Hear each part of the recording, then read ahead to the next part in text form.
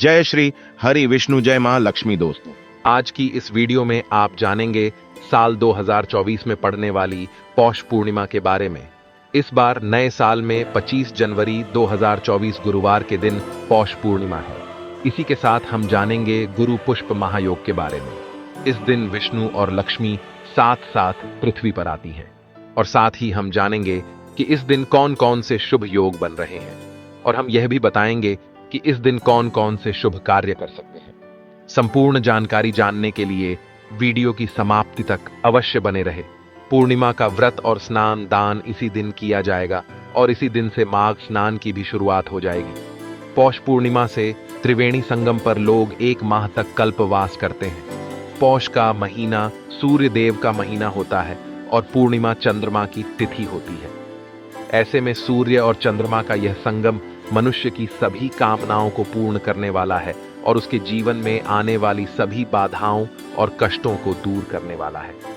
मान्यता है कि पूर्णिमा की रात को महालक्ष्मी जी साक्षात पृथ्वी पर आती हैं और अपने भक्तजनों को सुख समृद्धि और धन का आशीर्वाद देती हैं। इसलिए इस दिन घर में श्री विष्णु जी, लक्ष्मी जी और भगवान शिव की पूजा करना बहुत ही शुभ फल प्रदान करने वाला है। इसी दिन श्री सत्यनारायण व्रत भी रखा जाता है और सत्यनारायण भगवान की कृपा से भक्तों के सभी मनोरथ पूर्ण हो जाते हैं। घर में सुख समृद्धि आती है और इस बार की पूर्णिमा के दिन बहुत ही शुभ संयोग बन रहे हैं, जिनमें पुनर्वसु योग सुबह 8:01 तक होगा और उसके बाद में पुष्य योग प्रारंभ हो जाएगा। गुरुवार के दिन जब पुष्य योग बनता है तब उसे गुरु पुष्य योग कहते हैं और यह बहुत ही शुभ मुहूर्त होता है।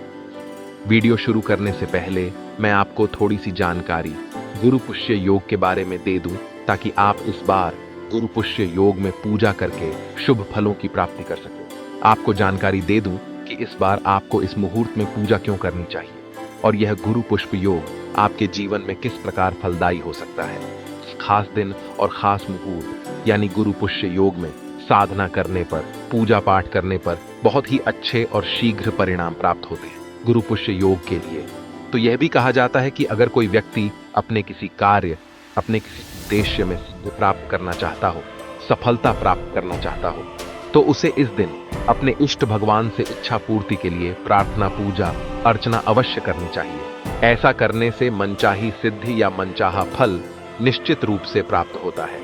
इस समय में किए गए काम में सफलता निश्चित ही प्राप्त होती है। अगर आप किसी मनोकामना पूर्ति के लिए किसी भी समय जब गुरु पुष्य योग हो, उस समय सच्चे मन से पूजा करें तो आपके जीवन में आप जो कुछ भी प्राप्त करना चाहते हो वह आपको निश्चित ही प्राप्त हो सकता है। इसलिए इस बार आप पूर्णिमा के दिन इस शुभ योग में कोई नया काम या मनोरथ पूर्ति के लिए कोई उपाय अवश्य करें। गुरु पुष्य नक्षत्र को सभी नक्षत्रों में सबसे अच्छा शुभ माना जाता है और इसे सभी नक्षत्रों का राजा भी कहते हैं। इस योग में आप सोना चांदी खरीद सकते हैं। महंगाई के कारण जो लोग सोना आज के दिन नहीं खरीद सकते वह कोई पीली वस्तु जरूर खरीदें। आप हल्दी खरीद सकते हैं, चने की दाल या गुड़ खरीद सकते हैं और इन्हीं वस्तुओं का आप दान भी आज के दिन कर सकते हैं। किसी प्रकार के गहनों की खरीदारी करने के लिए भी यह योग बहुत ही शुभ रहता है। मंदिर से जुड़ी कोई पूजन सामग्री भी आप इस शुभ योग में खरीद कर घर ला सकते हैं। जिन लोगों के अंदर आत्मविश्वास की कमी हो उन्हें आज के दिन पूजा अवश्य करनी चाहिए। इस बार पूर्णिमा की तिथि प्रारंभ होगी 24 जनवरी बुधवार की रात 9:11 से और पूर्णिमा तिथि समाप्त होगी 25 जनवरी गुरुवार की रात 11:02। पर अगर आप गुरुवार के दिन कोई दूसरा व्रत भी रखना चाहे और पूर्णिमा का भी व्रत रखना चाहे तो दोनों ही व्रत आप एक साथ रखकर उनकी पूजा अलग अलग कर सकते हैं। अब बात करते हैं इस दिन रहने वाले शुभ और अशुभ मुहूर्त यानी राहु काल के समय की। तो 25 जनवरी गुरुवार को सूर्योदय सुबह 7:01 पर और सूर्यास्त होगा शाम 6:04 पर। ब्रह्म मुहूर्त का समय सुबह 5:37 से 6:02 तक रहेगा। अभिजीत मुहूर्त जो कि सत्यनारायण भगवान की कथा का पाठ करने या दान आदि देने के लिए शुभ माना जाता है, दोपहर 12:01 से 1 बजे तक रहेगा और गुरु पुष्य योग सुबह 8:01 से लेकर सारा दिन रहेगा, जो कि अगले दिन समाप्त होगा। राहु काल का समय जो कि अशुभ मुहूर्तों में गिना जाता है, दोपहर 1:30 से 3 बजे तक रहेगा। अब जानिए इस दिन रहने वाले चंद्रोदय के समय के बारे में। इस दिन चंद्रोदय होगा शाम 5:48 पर। तो शाम की पूजा आप इस समय के बाद से कभी भी करें। चंद्र देवता को अर्घ देकर उसके बाद अपना उपवास कभी भी खोल सकते हैं। इस दिन सुबह जल्दी उठकर हो सके तो ब्रह्म मुहूर्त में उठकर ही किसी पवित्र नदी के जल से, या ऐसा संभव ना हो तो घर पर ही नहाने के पानी में गंगा जल मिलाकर अवश्य ही स्नान करना चाहिए। उसके बाद सूर्य देवता को अर्घ देकर पूजा पाठ करके संकल्प लेकर अपना व्रत प्रारंभ करना चाहिए।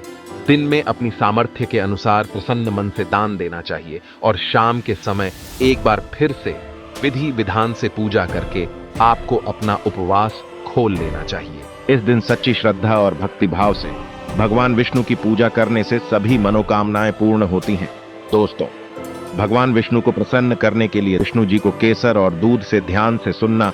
जो दूध है उसमें केसर मिलाकर ही केसर युक्त दूध से भगवान विष्णु जी का अभिषेक करना चाहिए। ऐसा करने से ही व्यक्ति के सभी प्रकार की मनोकामनाओं की पूर्ति होती है, इसलिए भगवान विष्णु प्रसन्न होते हैं। यह जो उपाय है ये शास्त्रों में लिखित उपाय है। ये बहुत ही प्रभावी और चमत्कारी उपाय है। चाहे कोई भी विशेष प्रकार की मनोकामना हो और वह मनोकामना आपके लंबे समय से पूर्ण नहीं हो पा रही है तो उपाय करने से मनोकामना पूर्ण हो जाती है। यदि कोई व्यक्ति आर्थिक तौर पर बहुत समस्याओं को झेल रहा है, भगवान विष्णु की पूजा करें, कुछ पैसे अर्पित करें। पैसे अर्पित करते समय आपको बोलना है कि हे भगवान, ये पैसे मैं आपको अपनी आर्थिक उन्नति के लिए समर्पित कर रहा हूँ, कृपया आप इसे स्वीकार करें। इस प्रकार से आपको प्रार्थना करनी है और इसके बाद पूजन के उपरांत इन पैसों को भगवान विष्णु जी का आशीर्वाद के रूप में मानकर आप इसे अपनी तिजोरी में रखें या पर्स में रखें। ऐसा करने से धन लाभ होता है और पैसों से जुड़ी जो भी समस्या आपके जीवन में होती रहती है वे समस्या समाप्त हो जाती है। ये पैसे फिर साधारण पैसे नहीं रह जाते, इसमें भगवान विष्णु की शक्तियां जागृत हो जाती हैं। यह साधारण पैसे नहीं होते, इसे आप संभाल कर रखें। यह साक्षात नारायण का आशीर्वाद बन जाते हैं। जहां पर नारायण का आशीर्वाद हो, भगवान विष्णु जी का आशीर्वाद हो, वहां पर फिर लक्ष्मी फलती फूलती है। कहने का मतलब है कि आध्यात्मिक उन्नति होती है। भगवान विष्णु जी को तुलसी के पत्ते के साथ सफेद रंग का भोग जरूर अर्पित करें। इसलिए तो हो सके तो खीर या सफेद रंग के मिष्ठान्न भगवान विष्णु जी को भोग लगाना अति उत्तम होता है। ऐसा करने से धन में वृद्धि होती है, क्योंकि जो माता लक्ष्मी है ये सफेद वस्तु की तरह बहुत जल्दी आकर्षित होती है। खासकर माता लक्ष्मी को खीर बहुत प्रिय है। सफेद रंग के दूध से बने मिष्ठान होते हैं, वो माता रानी को बहुत प्रिय है। तो अगर आप भगवान विष्णु जी को चढ़ाते हैं तो इससे माँ लक्ष्मी आपके घर में स्वयं ही बिना कुछ बोले ही आ जाती है और आपके घर की आर्थिक परेशानियों को दूर करती है और भगवान विष्णु भी प्रसन्न होते हैं। दोस्तों, हम कई बार आप लोगों को बता चुके हैं कि धन देने का अधिकार माता लक्ष्मी को है, अर्थात माता लक्ष्मी केवल धन देती है, लेकिन किसकी किस्मत में कितना धन देना है ये काम भगवान विष्णु जी करते हैं, क्योंकि भगवान विष्णु जी को पालनहार कहा जाता है। संसार के जितने भी जीव जंतु है सबका पालन करने का दायित्व रखा है भगवान विष्णु जी ने। तो भगवान विष्णु जी किसके कर्मों में कितना धन देना है ये निर्णय लेते हैं। इसलिए भगवान विष्णु को जितना ज्यादा हो सके इन प्रसन्न करने का प्रयास करें। के नजदीक बने जो मंदिर है भगवान विष्णु जी का अगर कहा जाए तो इसे अति उत्तम कहते हैं, तो वहां पर भी आप नारियल और बादाम भगवान विष्णु जी के स्वरूप मान करके जो भी देवी देवता है उसे अर्पित कर दें, क्योंकि भगवान विष्णु जी ने स्वयं भगवत गीता में कहा है कि संसार में जितने भी देवी देवताओं की पूजा करते हैं वे सब मेरे ही स्वरूप हैं।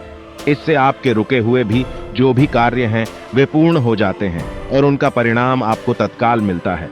जो आसपास के आपके मंदिर है वहां पर संध्या काल के समय में नारियल और बादाम जरूरत करना, बादाम की संख्या 5 रखना।